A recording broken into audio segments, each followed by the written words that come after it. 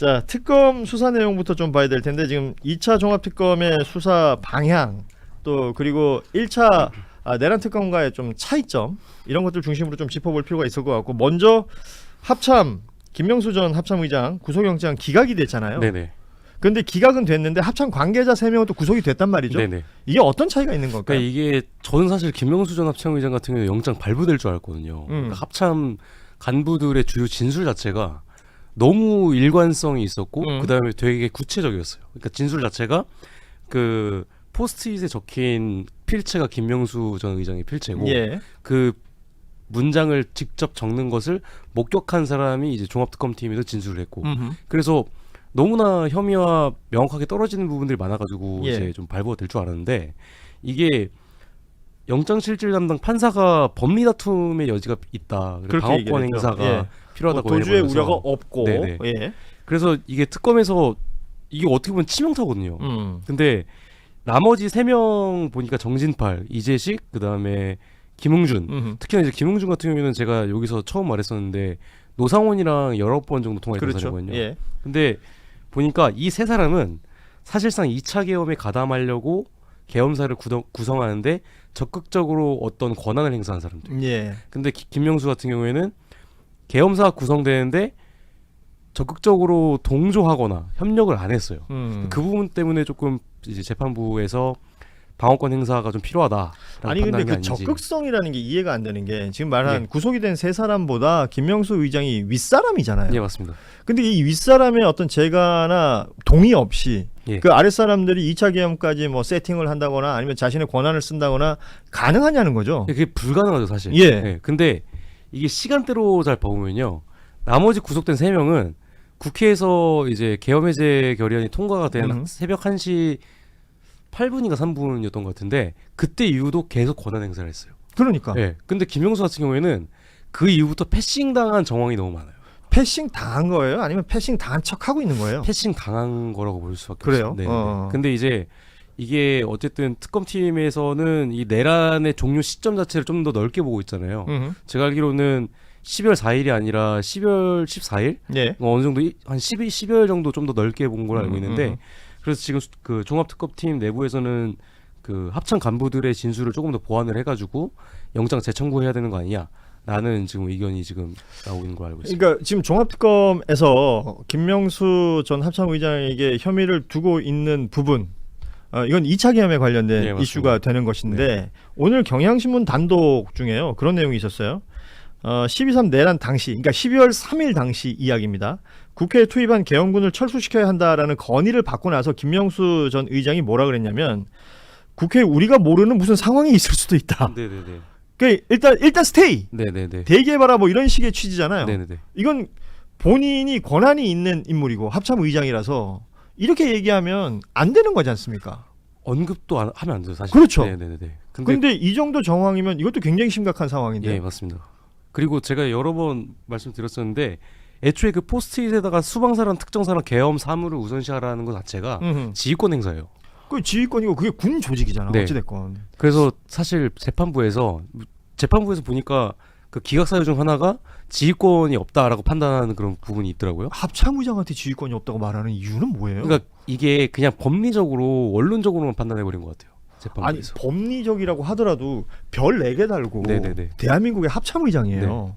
근데 그런 사람한테 지휘권이 없다 그러면 누구한테 지휘권이 있는 겁니까? 그러니까 이제 국회에서 계엄 해제가 통과가 되고 너는 패싱 당한 정황이 많으니까 너는 내가 봤을 때 아무런 것도 안 한 것 같네라고 해서 그냥 기각을 해버린 것 이건 같은. 너무 봐주려는 그 제가 정황이 보기에도, 있는 건 아닐까요? 네, 제가 보기에도 그렇게밖에 안 보입니다. 변호사 누구 썼대요? 이게 저 좀 충격 먹었어요 이거. 예. 이거 변호사 누구인지 아세요? 장순일 변호사님이랑 김기현 변호사님이에요. 아 그래요? 예. 자 여러분 이름이 낯익죠? 장순욱 예, 변호사. 예, 맞습니다. 탄핵 당시에. 네네. 그 김정민 특검보랑 같이 했거든요 그때. 탄핵 당시에 헌재 굉장히 주옥 같은 맞습니다. 얘기를 했었고 네. 그게 화면으로도 우리가 많이 봤는데 그 변호사가 지금 여기 예, 김명수 측 변호인입니다. 아 이건 좀 아이러니네요. 네. 그래서 약간 그 법조계에서 내란 정관 아니냐고 그런 얘기가 나왔습니다.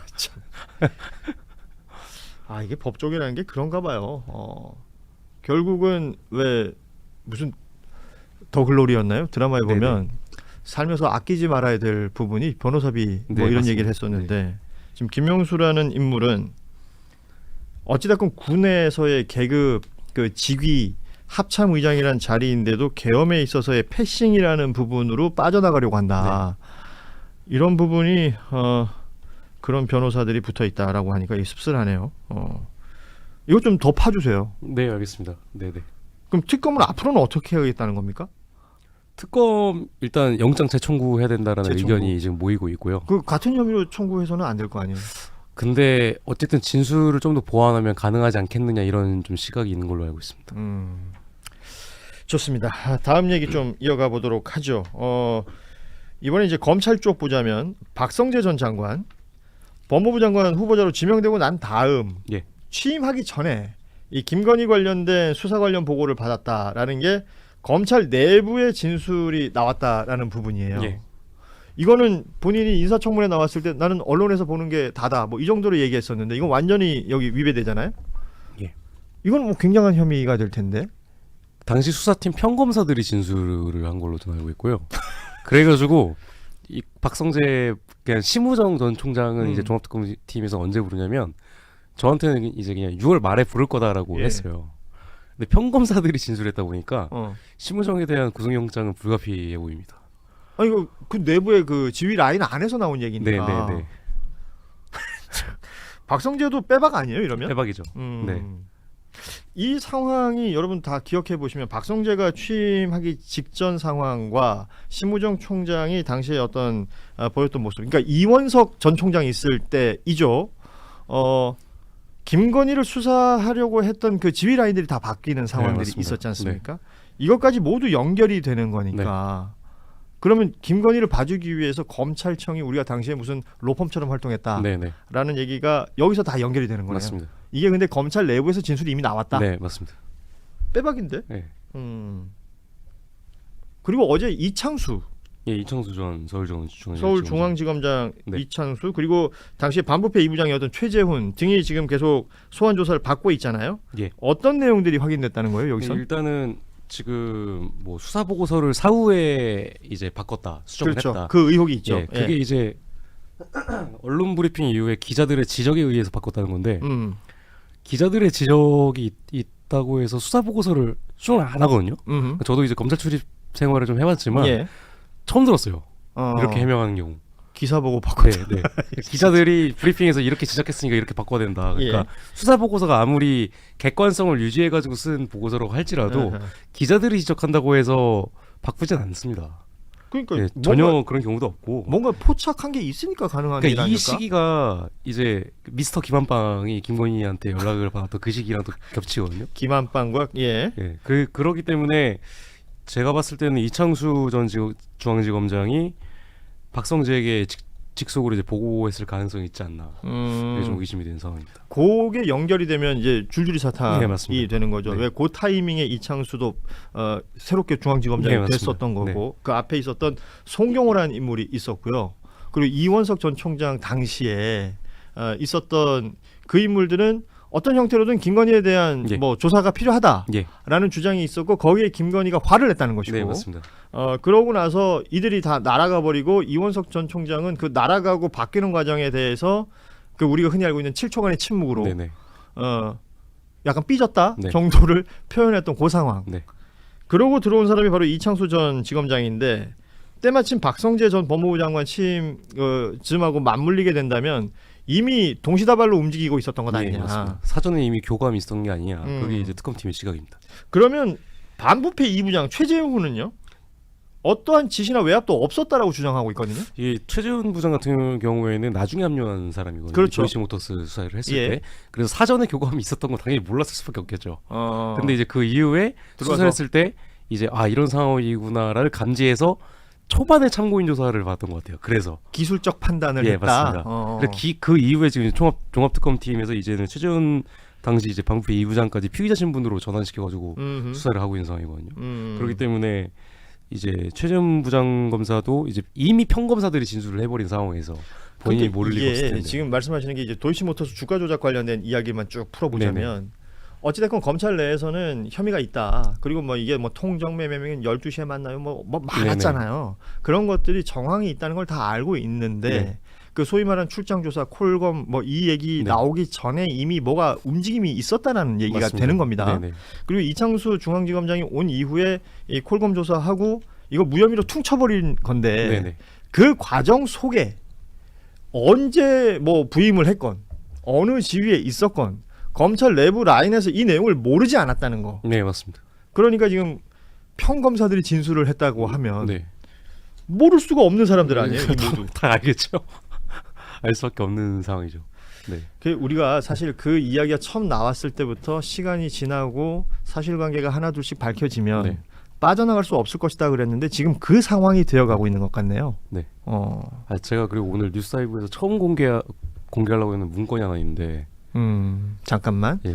이거 우리한테 해가 되는 일은 전혀 아닌가요? 그렇지 않습니다. 네. 워낙에 위험한 인물이다. 예.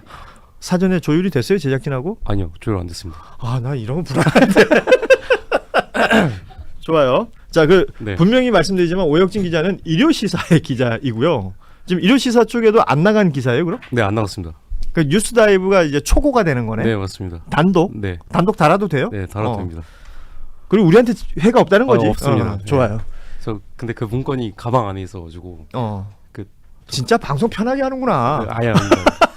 제가 챙겼어야 되는데 깜빡하고. 저희 가방 좀 네. 갖다 주세요. 네, 예. 놓고 와서 이게 뭐냐면 제가 그 무인기 그 합참 관련해 가지고 취재하다가 확보한 문건인데 제가 위에만 살짝 보여드릴게요. 방송 중에 가방을 뒤적뒤적 뒤져가지고 또 뭘 꺼내려고 여기 있다. 했지.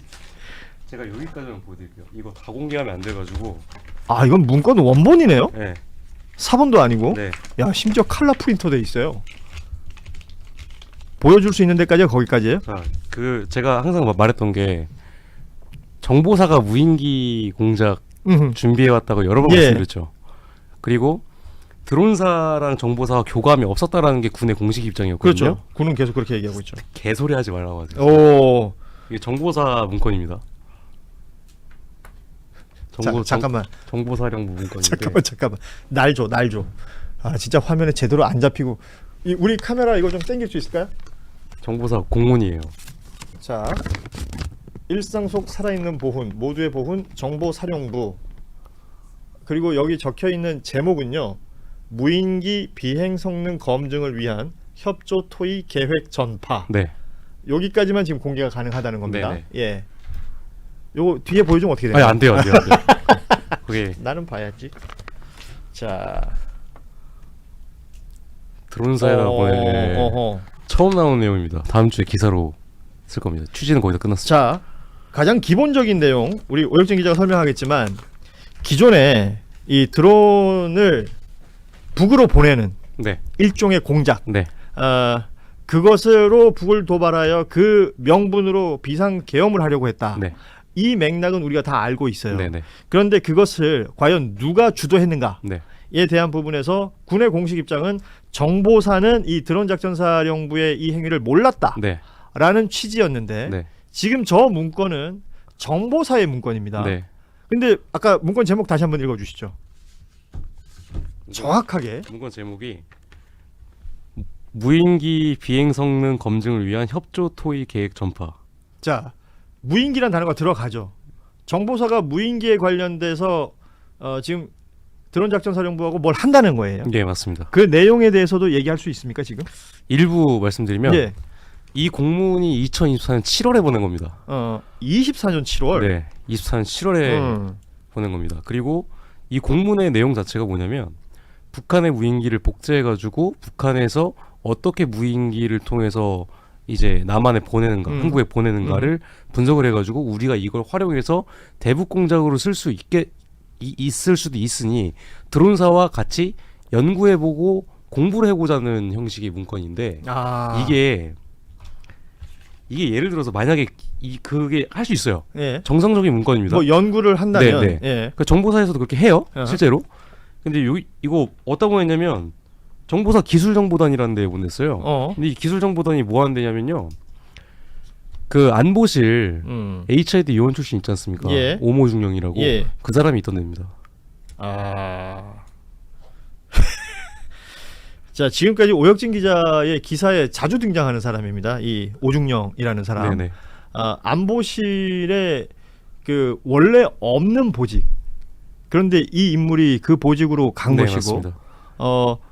그러니까 군인이 바로 안보실로 가기는 그 경우가 없기 때문에 국정원 거쳐가지고 네, 세탁해서 안보실 갔던 바로 그 인물이 바로 오중영이라는 네, 인물인데, 이 오중영이라는 인물이 있었던 곳이 기술정보단이라는 예, 곳이고, 이 기술정보단에 보낸 공문, 거기에 드론 관련된 언급이 있고, 맞습니다.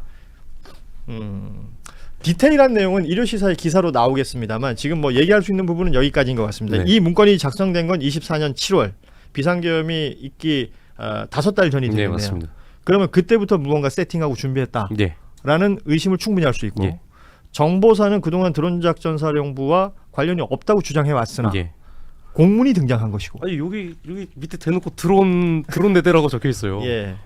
정보사에서 드론 사령부 대대에다 보낸 거예요.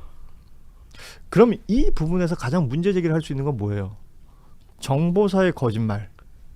일단 군도 거짓말을 했고, 어허. 정보사에서 군 당국 국방부에다가 거짓말했는지 모르겠는데 제가 하나 더 파악한 거는 안보실에서도 드론사에다가 이메일을 보내요. 이메일을. 네.